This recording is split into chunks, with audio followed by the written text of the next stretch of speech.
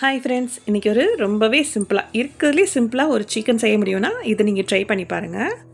நான் போனோட சேர்த்துட்டு சிக்கன் ஒரு 1/2 kg அளவுக்கு மஞ்சள் தூள் போட்டு க்ளீன் பண்ணி வச்சுருக்கேன். இது கூட நீங்கள் தனி மிளகாத்தூள், குழம்பு மிளகாத்தூள், மல்லித்தூள், கரம் மசால் இதை நீங்கள் ஆட் பண்ணிக்கலாம். நான் இதோட அளவு எல்லாத்தையும் ஃபர்ஸ்ட் கமெண்டில் பின் பண்ணுறேன், நீங்கள் செக் பண்ணிக்கோங்க.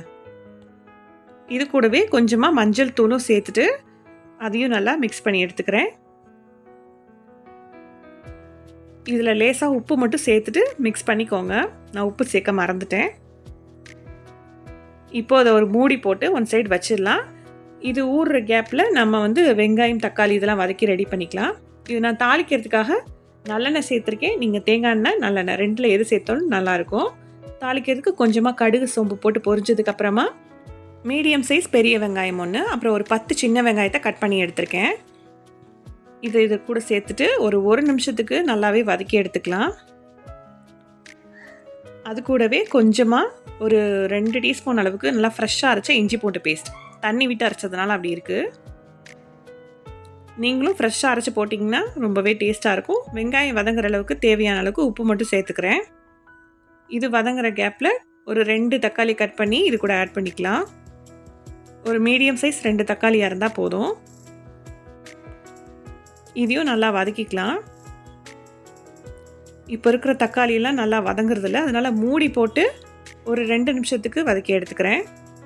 இப்போது இந்த தக்காளியை நல்லா மசிச்சு விட்டுட்டு எல்லாத்தையும் நல்லா கலந்து விட்டுக்கலாம்.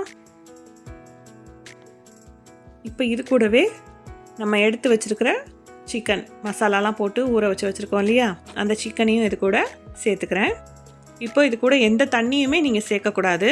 நல்லா இது மசாலாவோடையே சேர்த்துட்டு வெங்காயம், தக்காளி, இஞ்சி பூண்டுலாம் போட்டதோடையே சேர்த்துட்டு கலந்து விட்டால் மட்டும் போதும். நல்லா எல்லா பக்கமும் படுற மாதிரி நல்லா கலந்து விட்டு எடுத்துக்கலாம். இப்போ இதையும் ஒரு மூடி போட்டு மூடிக்கிறேன். ஒரு நிமிஷத்துலேருந்து 2 நிமிஷத்துலேயே சிக்கன்லேருந்து தண்ணி நல்லாவே பிரிஞ்சு வந்துடும். இப்போ நம்ம வேக வைக்கிறதுக்கு இந்த சிக்கனில் இருக்கிற தண்ணியே கரெக்டாக இருக்கும். அதனால் நான் எக்ஸ்ட்ரா தண்ணி எதுவுமே ஆட் பண்ணல.